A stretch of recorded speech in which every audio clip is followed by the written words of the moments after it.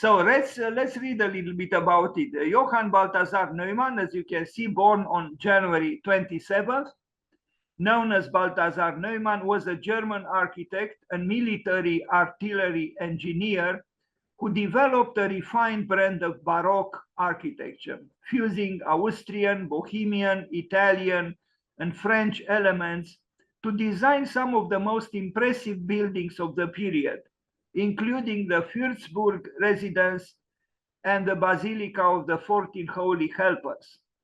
The Würzburg residence is considered one of the most beautiful and well-proportioned palaces in Europe. And the Basilica of the 14 Holy Helpers is considered by some as the crowning work of the period. And this was the man. Hello, Mr. Neumann. I mean, at that time, probably everybody looked like Johann Sebastian Bach because of the wig. You know, the wig does something to a person, no doubt. I wonder, why shouldn't architects today also wear wigs?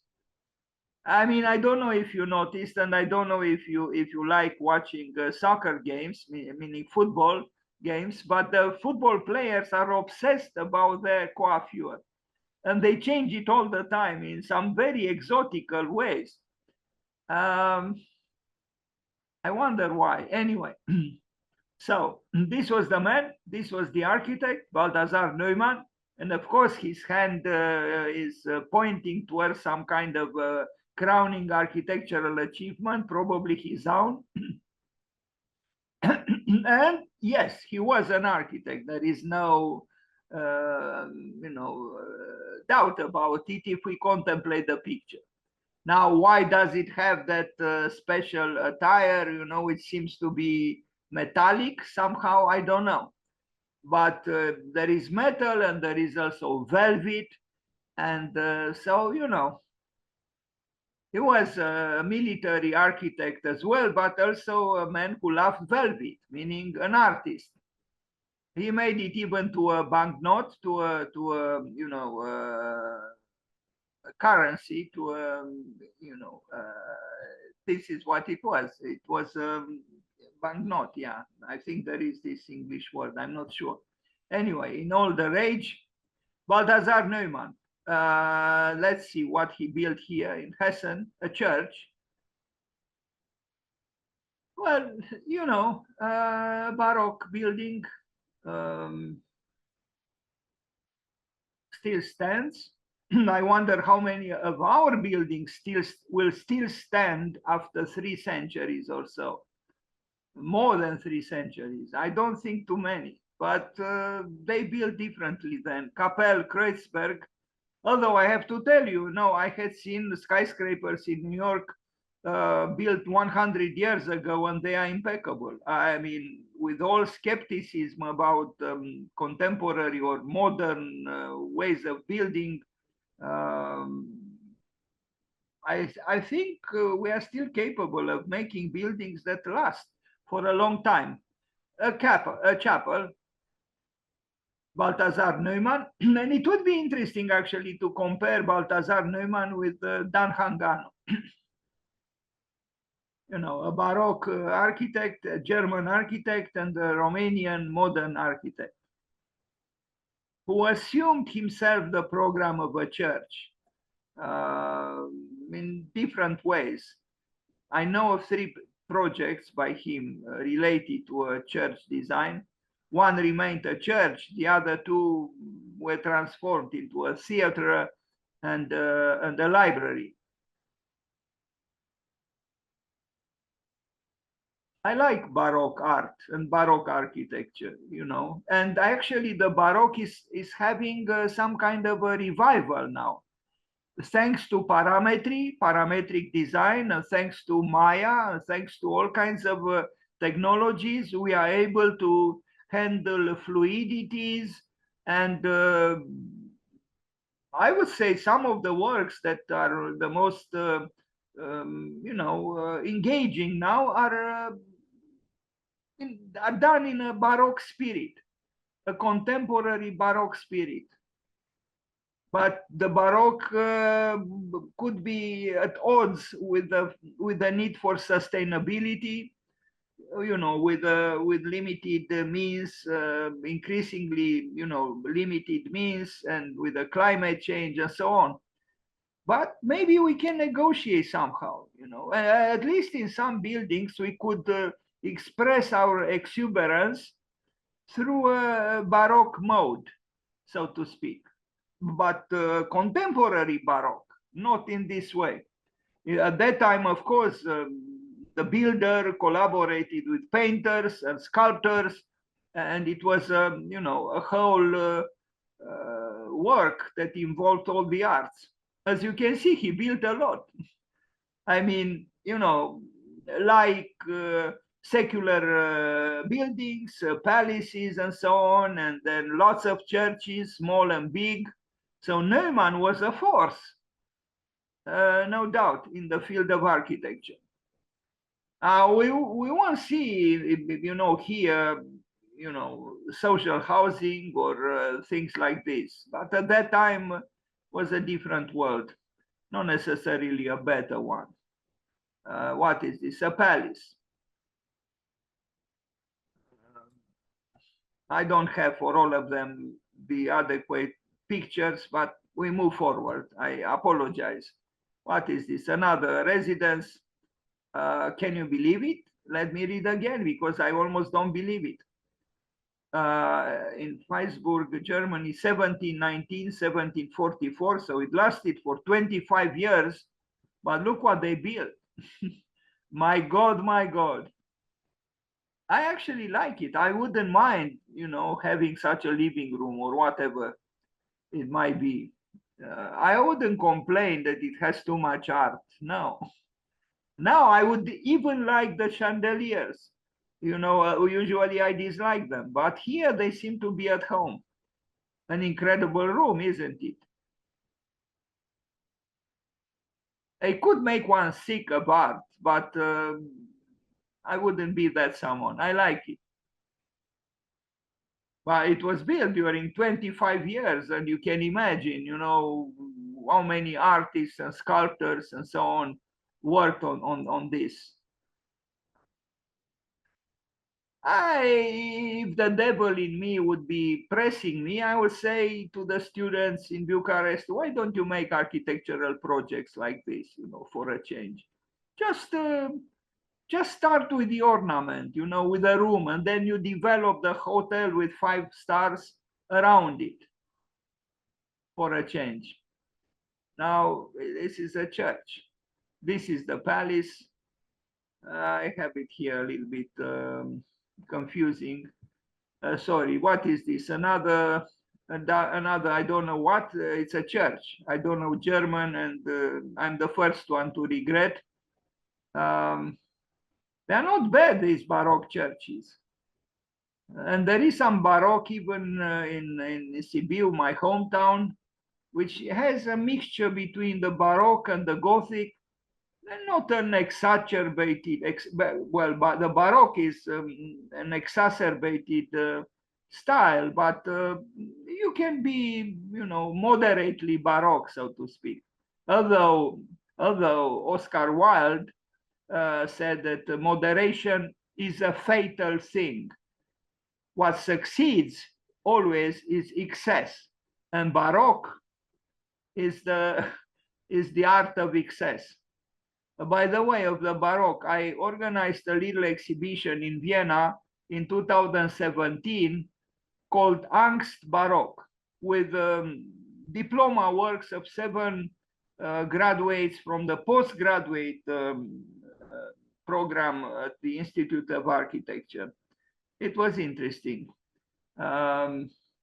I did it exactly on the day, I forgot the day when Borromini was born or when Borromini died. The great Roman Baroque architect, mathematician, artist, and monk. This is Neumann. Not bad.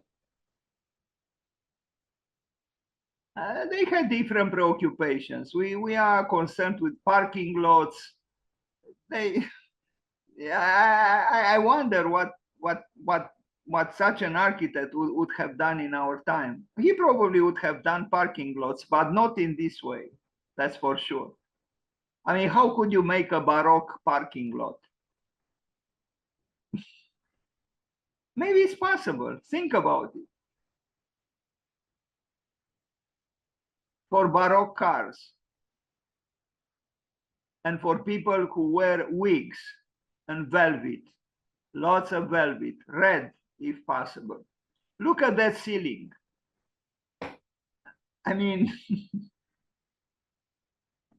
yes, that's what happened when architecture was considered still an art, the queen of the arts. And now we arrive at this famous residence or palace, Würzburg residence. The W in German, I know this is pronounced V, and the V is pronounced F. And let's see it, all of it in a picture, because I started with the fragments because it's so big. I mean, look at it. Look at this. It's actually not so flamboyant towards the outside, but it is impressive. You know, it's a real building of large dimensions, and that's why I fragmented it. And I like the zooming capacity of the new technology, because you can study details and discover things. You know, you can even make assessments on the curtains at the windows.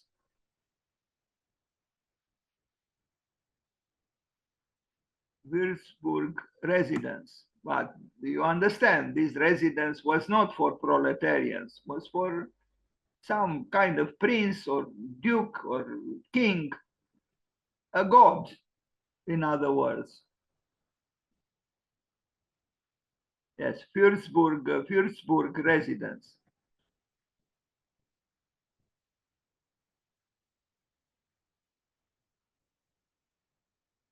I mad at myself because I actually had the chance to learn German. My parents even hired a private tutor, you know, in German, and but I didn't like the language at all. And in the building, I grew up in Sibiu.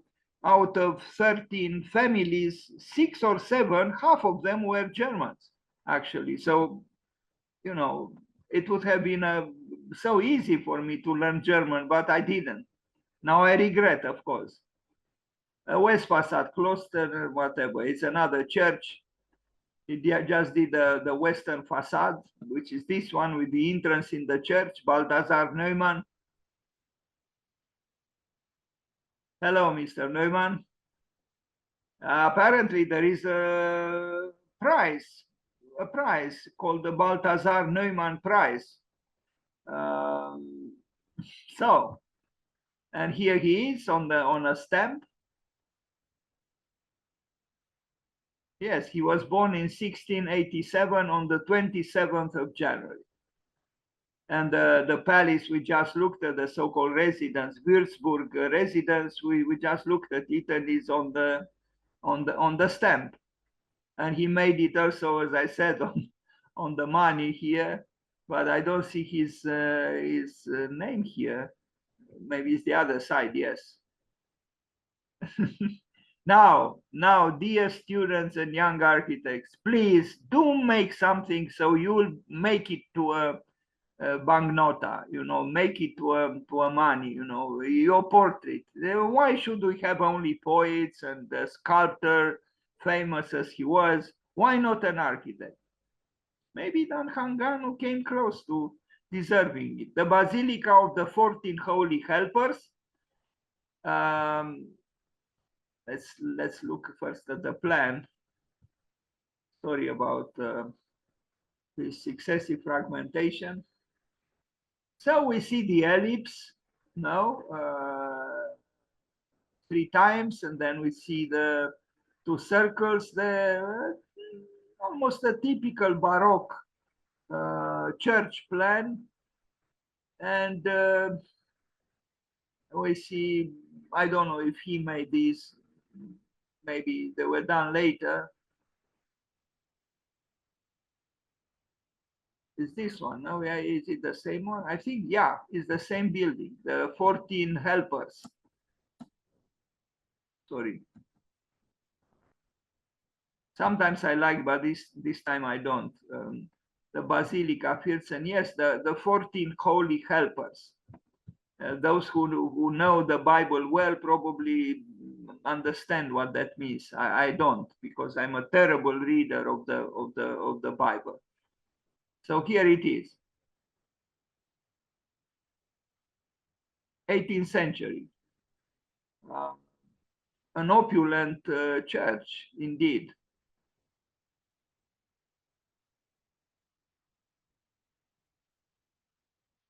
Of course, he didn't work here alone. No, there were artists, a team of artists. They were concerned mainly with beauty. You know, they didn't have, they would not have understand our concerns with functionalism. Even the word probably would have been totally strange to them. What do you mean functionalism? All doors 2 meters and 10 centimeters tall, all of them. I mean, why? Why should we make all the doors the same height?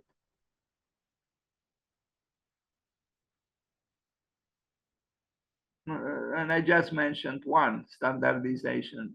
There are many.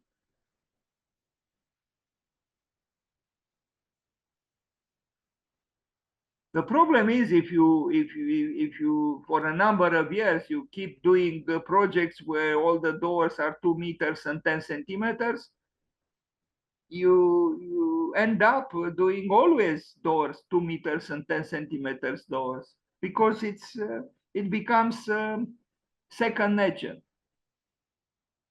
I think it was Pascal, Blaise Pascal, who's 400 years since he was born. I mean, this happens this year. Blaise Pascal, who said something like this: nature is the first habit, and happy habit is the second nature. Yeah, interesting thought.